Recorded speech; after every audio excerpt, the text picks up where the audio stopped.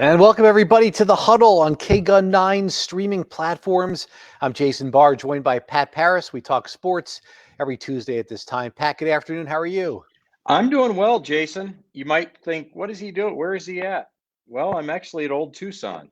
And the reason being that they awarded the lease today to American Heritage Railways, the Board of Supervisors did. So I was here when they walked on property for the first time. You're going to see that at 5 o'clock. And we've got kind of behind the scenes look and an exclusive with the new, I won't call them owners because the county still owns the land, but they are the new group that's going to be heading up Old Tucson and opening it back up probably by fall, they say. Fantastic. We'll look for that at 5 o'clock. In the meantime, we're going to talk a little baseball here because opening day is Thursday. The Diamondbacks open up against the Padres, and a week late, but they're going to get in all 162 games here for Major League Baseball. Pat, I picked 4 rule changes for this season that we're going to talk about. The universal DH, the playoff expansion, a draft lottery, and ads on the uniforms. And we're going to tackle each one and see if we agree or disagree on them. So the first one, universal designated hitter. So of course that means the National League, the first time they're going to use the DH and pitchers aren't going to hit.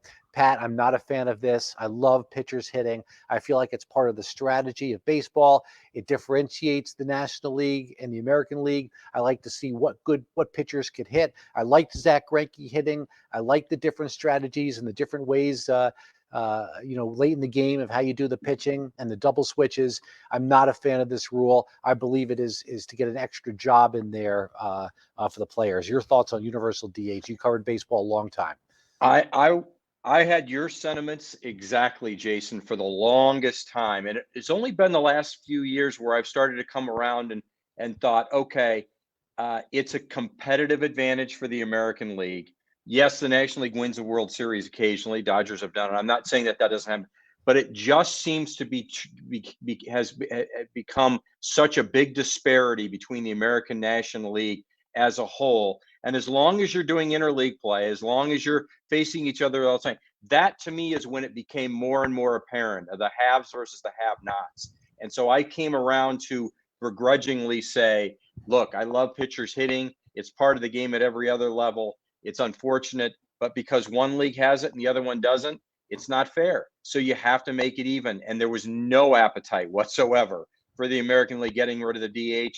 That's what I would have hoped for. Well, because it costs a job. It's an extra job to have exactly. And so as we know, Major League Baseball has, arguably the strongest labor union of all of the leagues, and they got what they wanted. They now have the DH in the National League, and I've come around to it. And it's I didn't want it to happen. I still don't want it to happen. It happened. So now at least I believe the competitive advantage is been nullified. Yeah, I'm not a fan. It has nothing to do with being old school or old fashioned because there are new rules that I do like, or new proposed rules. We'll get into that later. Okay, playoffs expanded to 12 teams from 10 teams. Eric Free says, I truly like the expanded playoffs. Okay, no, that's terrific. Now, what they are doing, because they are adding more teams in, is they are giving a higher incentive to the division winners. So there's 6 division winners, 3 in each league, but only the top 2 division winners will get a bye.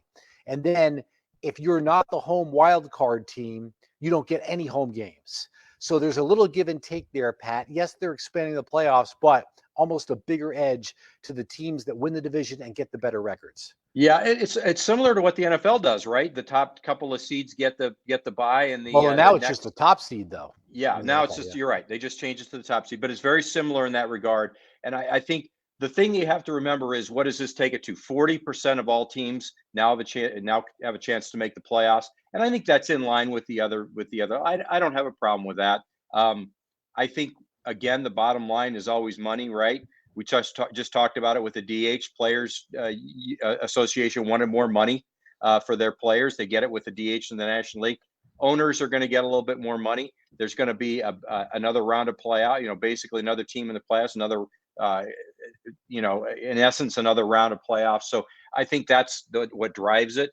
I think that you're right. I think giving those 2 teams in each league a bye, it really does incentivize them to finish out strong and get that, not only home field advantage, but get that opportunity to rest your pitchers and it's always about setting up your rotation, right? And that's what you want to do. All right, speaking of finishing strong, that gets us to the third one, draft lottery to discourage tanking. This is normally something that you would see in the NBA when there's that great college basketball player and the teams at the end of the year don't want to do well, so they get the great draft pick. Possibly is why the NBA had a draft lottery and has had one for a very long time now. You don't really usually see this in baseball, but there was a little bit of an issue last year, I believe, with Kumar Rocker and the Mets, where people thought the Mets might be tanking. So I'm fine with this. To make sure, I just think it's not going to be every year where it's a situation where, or as often as it would be in basketball. I think it's rare that you had a year like last year where you had the two Vanderbilt pitchers, Leiter and Rocker, that everybody wanted. Right. So Yeah. to prevent tanking, I'm for anything that prevents tanking, because really it does benefit a team to lose late in the year and then to get the best pick. So I'm fine with this rule. Yeah, I am too, and I think you're right. I think it very rarely happens in baseball, especially because there's so much subjectivity about baseball generally about where guys should be slotted. Then you get the whole compensation where they're slotted and all that kind of stuff. But I think really what it comes down to is just leave it out, and this does that. Just don't even let it become something that enters people's minds. We don't think about that in the NBA very often, do we? We always think, okay, there's a lottery that's going to even things out. You don't need to tank. You may not really try because you're not making the playoffs anymore, but you're not just going to tank. You have a pretty, we've seen it. We've seen teams jump up quite a bit in the NBA. That might happen in Major League Baseball, but I don't think it'll have a major impact. Baseball, your players are several years away anyway. Even the top pitchers can take a little bit of time to get up there. So I think it's a different animal, but I don't mind it. Yeah. Okay. Uniform advertisements. These are just ads on uniforms. To me, I mean, I remember watching Jimmy Connors play tennis in 1984, and he's got McDonald's on the shoulder. I'm surprised this is a big deal or anybody's thinking about it. But I guess if you're a baseball purist and you think back to uniforms of yesteryear, maybe the thought of a patch on them is a big deal. But listen, I mean, you're going to try to make money any way you can, and they're just catching up to some other sports here. I put this one in the Yeah. category of no big deal. Well, I think it's a no big deal as well. I mean, just think about every soccer team or football team, soccer team internationally. The football teams, it's Emirates Air, it's whatever. I mean, it's been that way forever. I don't. I really you're going to notice it right away, and then eventually you won't even notice it at all. And so whatever. I consider myself to be somewhat of a baseball purist. It's not going to change the game at all. Not like the DH in the National League is going to change Right. the game. Yeah, it's nothing So compared so to that. Yeah. whatever. So Yeah. whatever. It's going to make a little bit extra money for them. That's their that's their prerogative. Speaking of lots of ads, before we get to some proposed 2023 rule changes, what do you think of Formula One getting as good ratings as NASCAR this year? Well, and not only that, Jason, do you see they're going back to Las Vegas now for next year? I believe it is. Yeah. They're going to have a street course through Vegas, which I cannot wait to see. It's phenomenal. It's going to be a night race. Formula One to me, for a time it was, oh yeah, Sunday mornings. I'm flipping through their sport. Let me see if Sports Center's. Oh no, it's Formula One. I'll watch for a little bit. But to me, it's fascinating. It's a whole different animal when it comes to racing. That we're I guess the closest thing we would have would be IndyCar racing, but I think the fact that it's now become even more of an Americanized sport because tell me I'm wrong. Is next year there going to be 3 stops in the U.S. maybe We got with Vegas Miami adding? and Austin, Texas. No, Right, and then it'll be do they Vegas as race well. Montreal? That's almost Yeah, right. Well, North America for sure. So yeah. I think I think they market extremely well. Well, I think the So give product me markets something. itself I well. haven't sat down yet to watch a full race. If I'm going to sit down and watch the entire race, when somebody asks me about NASCAR, they say, "Well, what do I look for?" I say, "Find a driver you like and root for him." Give me something to look for if I'm going to sit It, down and watch it's a Formula it's One race. the Formula One boils down to a couple of things. One, it's manufacturer. Manufacturers are, you've got Ferrari, you've got Mercedes, you've got Honda. The manufacturers to me are bigger than they are than they are even in NASCAR, where I know it's Ford and Toyota and Chevy, but it becomes even more of a big deal. And there are drivers you're gonna gravitate towards. There are young and upcoming drivers. There are the established drivers, but also Formula One. They're the ones that invented it, for a better term, analytics. The amount of telemetry and diagnostics and everything that's on their little wheel that's now on the screen, to me it's like a video game. And I think maybe High tech. that's why their ratings are getting better and better, because there is that sense of the video game. And those who grew up in video game world, and those of us who play video games, we can identify with what that guy is or gal is doing in a cockpit and driving at 200 miles an hour and then making, chicane turns and everything. To me, it's really, it's a lot of fun to watch. It's pretty thrilling. All right, Tom Gerard, though, not a fan. He writes, "Who cares anymore?" All right, so let's get to Oh, let's sorry, get Tom. let's get to our 2023. Now, these are proposed rule changes. These are not implemented yet, but they're quite interesting. So that's why I thought we'd bring them in. Now, here's the one I do feel strongly about: pitch clock. Yes, baseball needs a pitch clock. And I don't want to hear anything about purists, no time, whatever. You go back 40, 50 years, Pat, no batter was stepping out of the batter's box for 5 minutes. You know what I mean? For a long time Right. after every single pitch. Okay.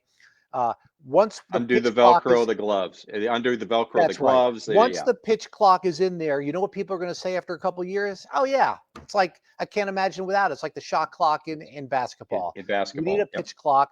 I love college softball because the batters don't step out. It's such a quick, fast game. This game needs a pitch clock. I think we'll speed it up, and it will not be an advantage to the pitchers or the hitters. I don't. I think it'll neutralize. I'm hearing things like 14 seconds and 19 with a runner on base. Pat, I want the pitch clock. What do you think of the pitch clock? This is where we agree. You've got to speed the game up. I don't have any problem with the pitch clock. I guess the intricacies of how long it's going to be, that how short it's going to be, that kind of thing. But I think that I don't know why you would not want a pitch clock. What's it going to hurt you? I mean, what The if the batters don't pitcher? want it. The batters I, don't I want it. I understand that, but we got to speed the game up.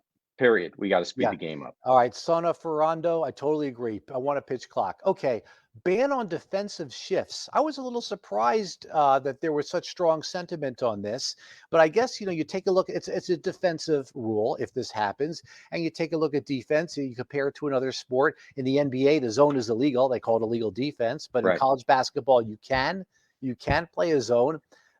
I'm for anything with strategy, so I don't have a problem with defensive shifts. If a player hits it all the way to second base much more than hits it elsewhere, I think you should be able to put a shift in there. And then I think it's up to the batter to hit it where they're not. So I'd rather not see that rule implemented. Yeah, when shifts started coming around, it was one of those things like, wait a minute, what are you doing? I mean, I get it. Analytics have really evolved to the point where you know exactly where to position a guy, and the odds and the percentages say this batter's going to hit it right there. And I kind of again have evolved into thinking, okay, that's really smart. These analytics departments for these teams have figured this all out, and if you want to shift over there, but it still gets back to the batter has to figure out a way to beat that shift. So stop hitting it there. As you said, hit it where they ain't. And also, what happens occasionally, Jason, when a team will say shift, the third baseman around to the right side. So you got three infielders on the right side and only one hovering around second base. Well, it's then imperative on the pitcher to throw the ball in the right spot.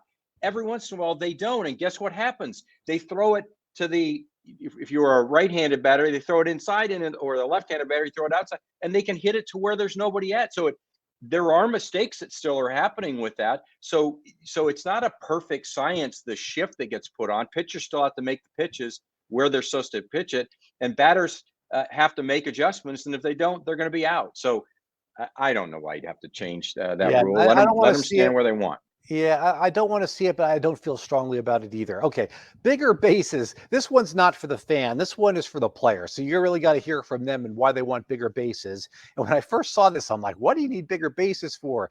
But then it was explained to me about injuries, and it was explained to me about how the players. This one is more understandable here. A player will slide over the base and get tagged out, I suppose. So I think this one is for the players. If the players want it, they feel they need bigger bases to prevent injuries and to have something like that happen, then sliding over the base. That I'm fine with it. I don't think this one's more for the.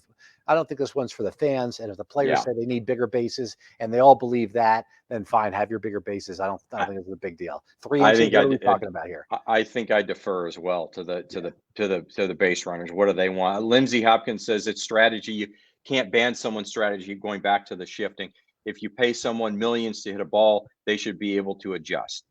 Well, you got that spot on, Lindsey. I think we're both Yeah. in agreement with that. Lindsay, in the NBA, the reason why zone defense is illegal is because they want those one-on-one matchups and they want to be able to showcase the individual player's talent. So, in that case, I'm kind of for the ban on zone defense, and I'm fine with it. Maybe that's because I'm what I'm used to. There could be some of that too. Yeah, but uh, But uh, Jason, notice what's happened in college basketball. How many teams run like the pure zone anymore besides Syracuse? well, there's variations of the zone now. There Well, are, it but I'm always has saying been, but there's but the full time, oh, that's a zone team. You hardly ever hear them. Teams will go into a zone when the man-to-man's not working or they're getting beat. Let's say they're getting beat badly inside. They might go to a zone to try to pack to pack the paint so that teams have to try to shoot over it. But my point is, I think college basketball's evolved into a little bit of a one-on-one game sometimes too, or at least it's evolved into a point where offenses are being run and really your best defense against that offense is man to man and not the zone. all right. So one of the things that we see, we'll introduce here the gambling aspect of it that people like to bet on a couple days before baseball has to do with the over under on how many wins a team is going to have during a season.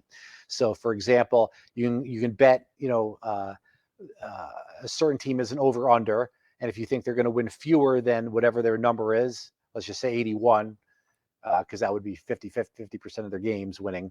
You can bet over or under that amount. And so for the Diamondbacks this year, that number would be 66 and a half. So if you win 66, quick math here, that means you're going to lose 96.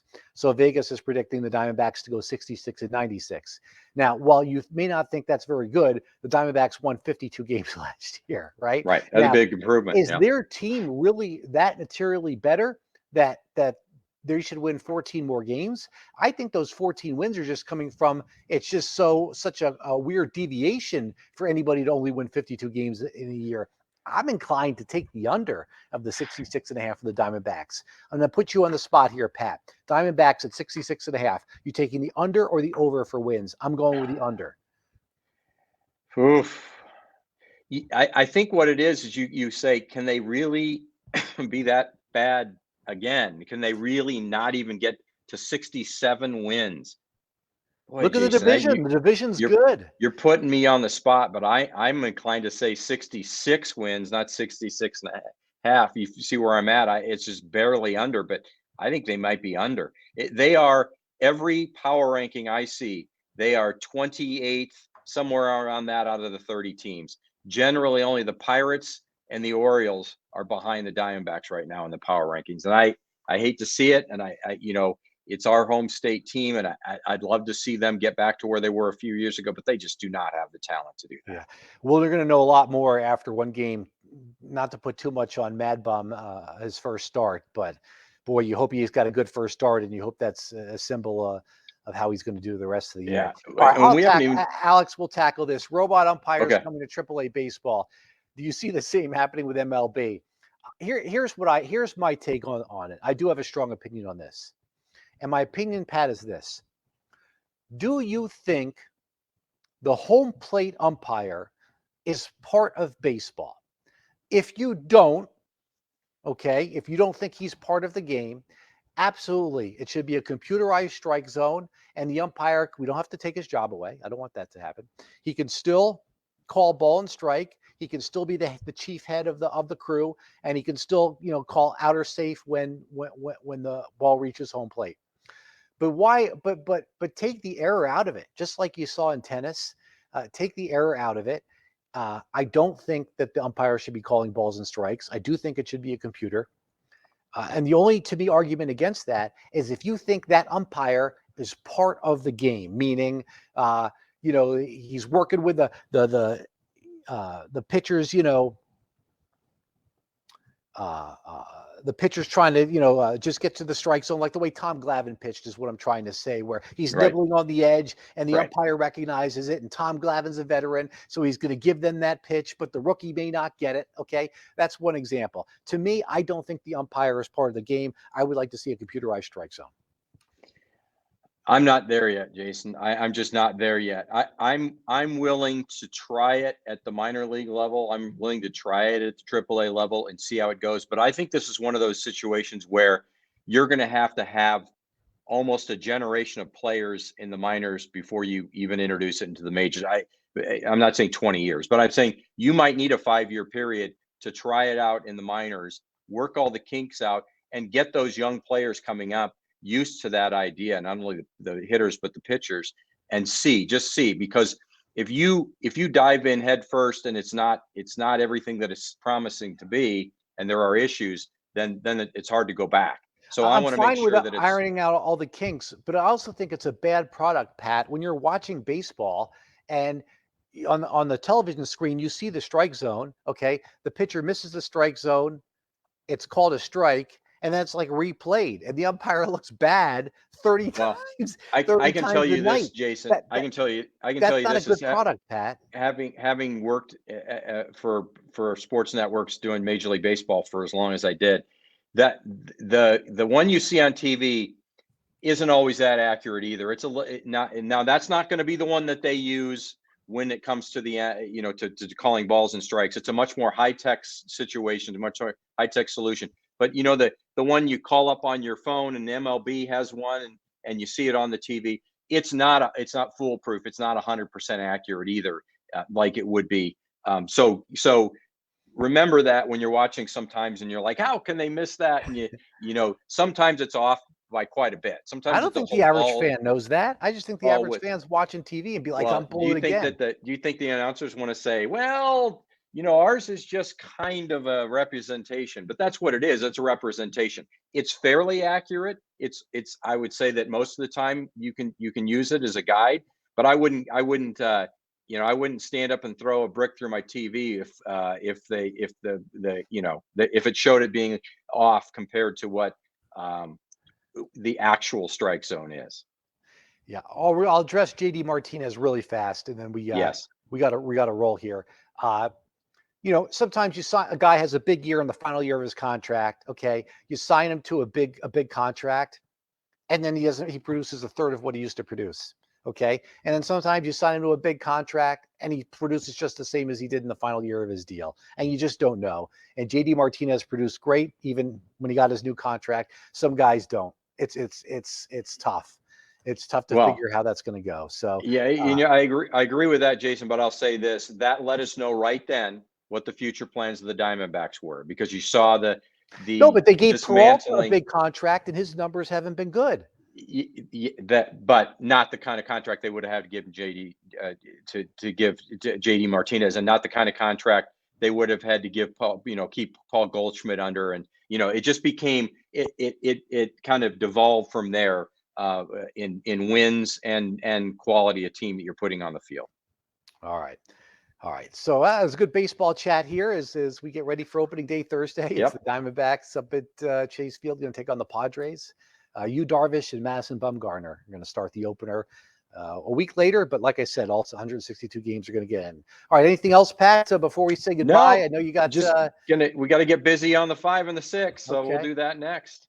All right. Oh, wait, what's this, Oh, Pat? congrats, Jason. Oh, It's your wow. 10-year anniversary today. I promised you a cupcake, but I didn't realize I wasn't going to be there. So what I did was I had a cake brought in for you. No, I Yeah, didn't. Somebody else did. thank you so Somebody else did. much.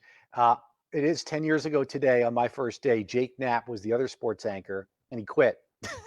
He took one look at me, said, I'm not working with this guy. No, in all seriousness, he went to Phoenix. But Yep. yeah, so actually, Pat, my predecessor, who many in Tucson know as Dave Silver, was here Yes. for 28 years. So when you think about it, KGUN has only had 2 sports directors in 38 years.